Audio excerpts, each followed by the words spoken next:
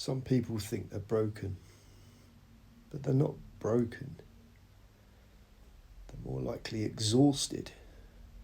There's a difference.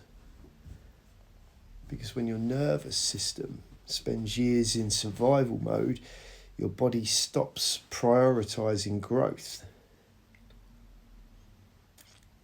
It prioritizes protection.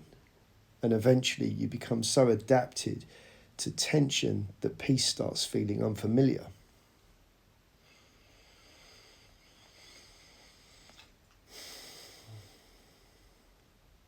I think one of the saddest things modern life has normalised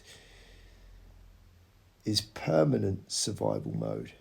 Constant pressure, constant stimulation, constant emotional management. People wake up tired, push through the day tired, scroll while tired, sleep badly, and then repeat. And because everybody else is doing the same thing, it starts looking, normal. But functioning and healing are not the same thing.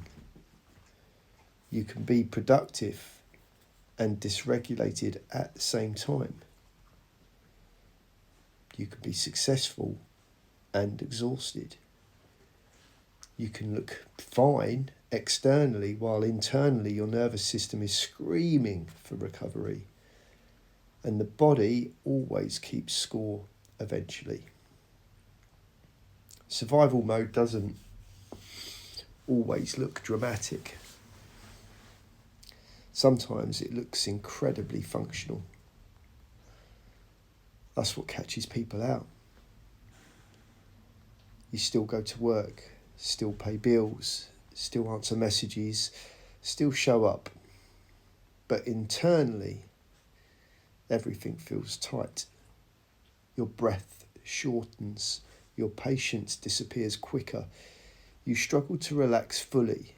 You overthink constantly. Your body feels on all the time. And the strange part is, after long enough, you stop recognising it as stress. It just becomes identity. This is just how I am, you say. No, that's how your nervous system adapted.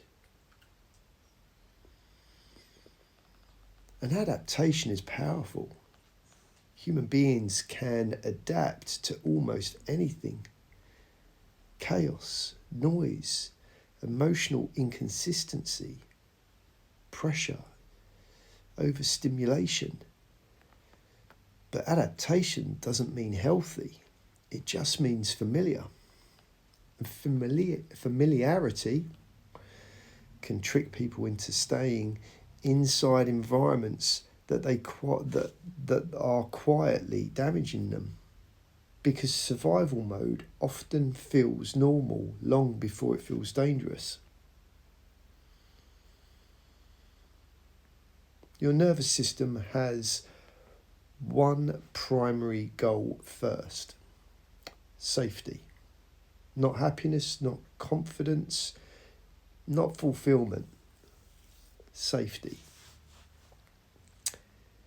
Which means when the body perceives constant stress, it reallocates energy towards survival. This is why people in chronic stress often experience brain fog, poor sleep, emotional reactivity, fatigue, difficulty focusing, and low motivation. The body isn't failing, it's conserving resources. Protection becomes the priority. And here's the difficult truth. You cannot build a regulated, peaceful life while remaining addicted to survival energy. Eventually, something has to slow down. This is something I think a lot of people secretly experience. When they finally get peace, they don't know what to do with it. Silence. Silence feels strange. Rest feels guilty. Stillness, well, that just feels unsafe. And that tells you everything. Because if calm feels threatening, it usually means the nervous system has been conditioned into overstimulation for a very long time. Some people don't struggle because life is chaotic. Some people struggle because chaos became familiar. So when life slows down, the body almost starts searching for problems again. Not consciously. Conditioning. Oh, excuse me. I'm calm. Imagine a person standing in noise for 10 years, constant noise, then suddenly placing them in silence. At first, the silence almost rings in their ears. That's what nervous system recovery can feel like. Unfamiliar before it feels healing. And this is why recovery takes patience, because your body has to relearn safety, not intellectually, but physically.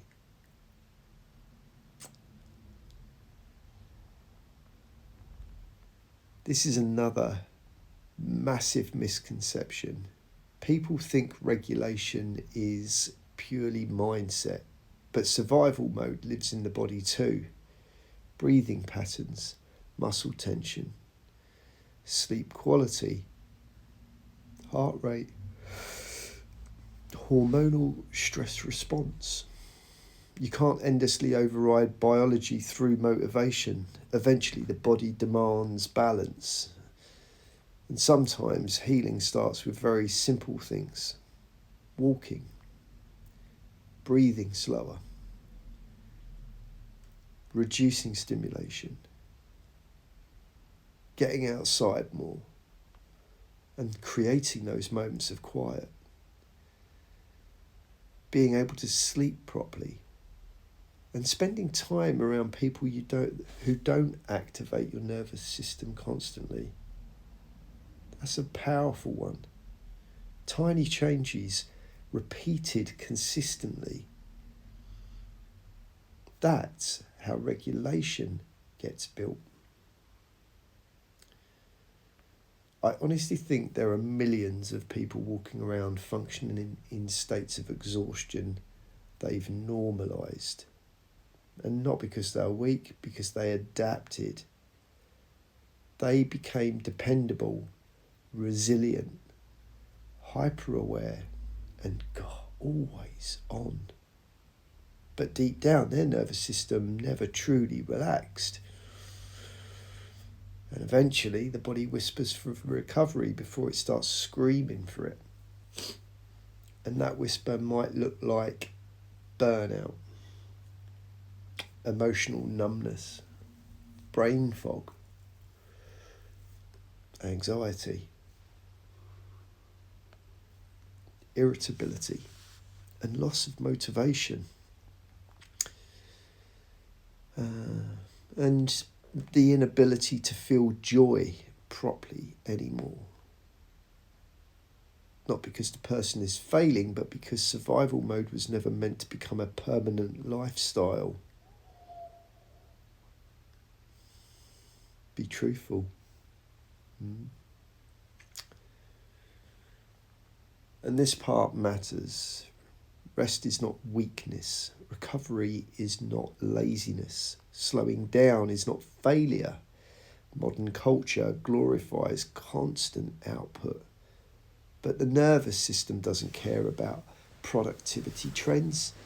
Human beings need recovery cycles, breathing space, reflection, stillness. And I think many people feel guilty for needing rest because they've been conditioned to associate value with exhaustion.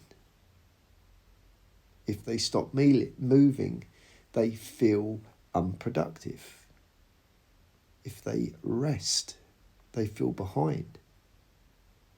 but eventually the body forces the pause anyway, one way or another.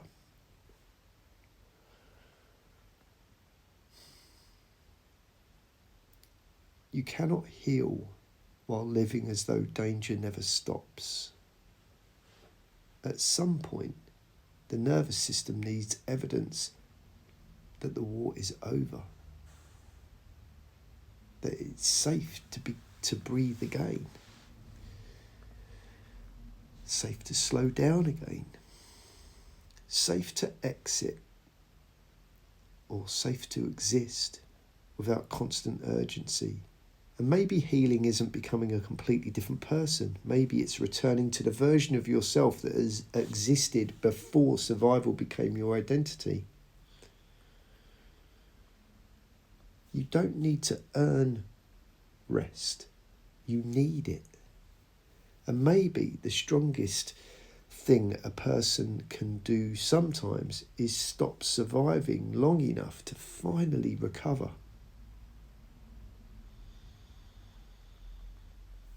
Observation over reaction. Always. And this is the equilibrium method.